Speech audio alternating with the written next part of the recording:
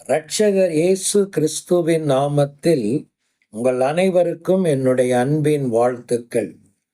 ஆவிக்குரிய வசந்த நாட்களை இந்த நாட்களிலே நாம் புதுப்பித்து கொள்ளும் காலங்களாக நம்முடைய வாழ்க்கையிலே அனுசரித்து வருகிறோம். இதைத்தான் கடந்த தியானங்களிலே தொடர்ந்து இந்த லெந்து நாட்களிலே நாம் கவனிக்கிறோம். கடந்த தியானத்திலே எபேசு சபையினுடைய நிலையை குறித்து நாம் தியானம் செய்தோம்.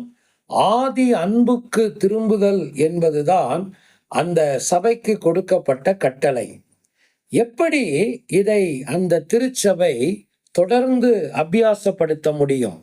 அந்த திருச்சபை மாத்திரமல்ல, ஒவ்வொரு தனி மனிதனும், ஒவ்வொரு குடும்பமும், ஒவ்வொரு திருச்சபையும் எப்படி தங்களுடைய ஆதி அன்பை நிலைப்படுத்த முடியும், அதில் தொடர முடியும்?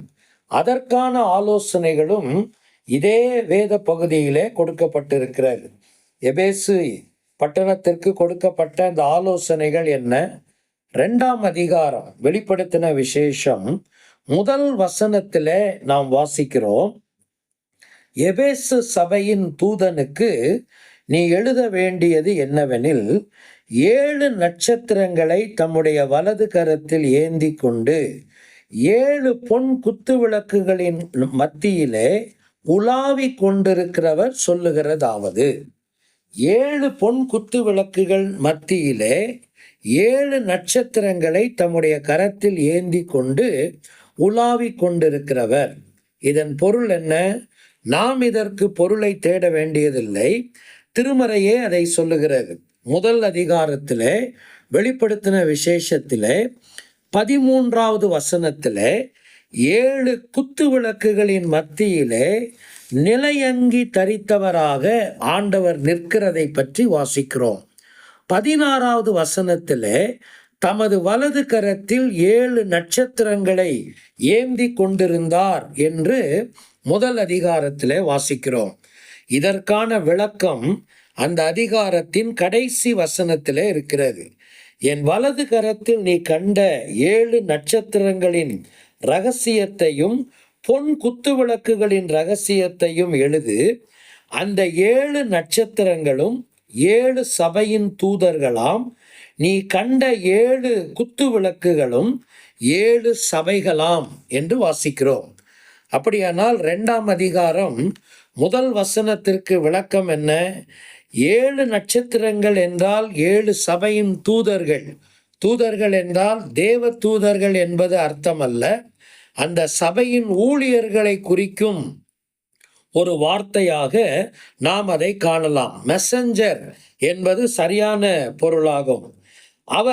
அவர்களை தம்முடைய வலது கரத்தில் ஏந்தி கொண்டு 7 பொன் குத்து விளக்குகளின் மத்தியிலே உலாவி கொண்டிருந்தார். 7 பொன் குத்து விளக்குகள் 7 சபைகள் என்றால் சபைகளுக்கு நடுவிலே ஆண்டவர் உலாவி கொண்டிருக்கிறார். இதுதான் அங்கு வருகிற ஒரு சுருக்கமான விளக்கமாகும். நான் புரிந்து கொள்ள வேண்டிய காரியம் என்ன? அந்த பொன் குத்து விளக்குகளின் நடுவிலே நிற்கிறவராய் நாம் கண்டவர் இப்பொழுது உலாவி கொண்டிருக்கிறார். அந்த ஊழியர்களை தம்முடைய வலது கரத்தில் வைத்திருக்கிறார். அப்படியானால் அவர்கள் அவருடைய கட்டுப்பாட்டில் இருக்கிறார்கள் என்பது பொருள்.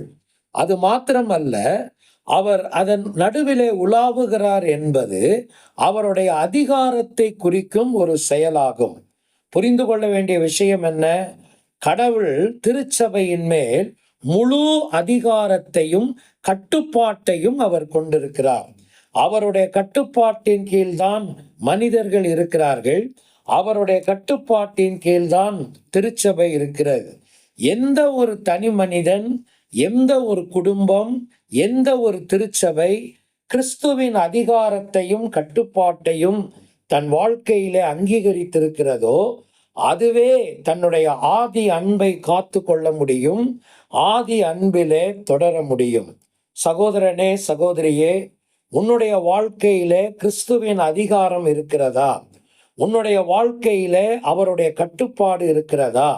நீ அவருடைய கட்டுப்பாட்டிற்குள் இருக்கும் மனிதன் தானா? உன்னுடைய குடும்பம் அப்படி இயங்குகிறதா? உன்னுடைய திருச்சபை அப்படி இயங்குகிறதா? இதை ஆராய்ந்து பார்க்கும் காலங்கள்தான் இந்த லெந்து காலங்கள். ஆண்டவரிடத்துல மனத்தாழ்மையோடு சொல்லுவோமா, ஆண்டவரே, உம்மை என்னுடைய வாழ்க்கையின் எல்லா பக்கங்களிலும் அதிகாரம் செலுத்தவும், நீர் என்னை கட்டுப்படுத்தவும் என்னை நான் விட்டு கொடுக்கிறேன். என் குடும்பத்தை, என் திருச்சபையை நான் அர்ப்பணிக்கிறேன். எனக்கு உதவி செய்யும் என்று மன்றாடுவோமா? சர்வ வல்லமை உள்ள கடவுள் தாமே அப்படிப்பட்ட கிருபையிலே உங்களை நிலைநிறுத்துவாராக. நேசிக்கிற நல்ல ஆண்டவரே, உம்முடைய அதிகாரத்தையும் ஆளுகையையும் எங்கள் வாழ்க்கையின் எல்லா பக்கங்களுக்கும் எடுத்துக்கொண்டு போகவும், உம்முடைய கட்டுப்பாட்டிற்குள் நிலைத்திருக்கவும் எனக்கும் எங்களுக்கும் அருள் தாரும். இயேசுவின் நாமத்தில் வேண்டிக் கொள்ளுகிறோம் நல்ல பிதாவே, ஆமேன்.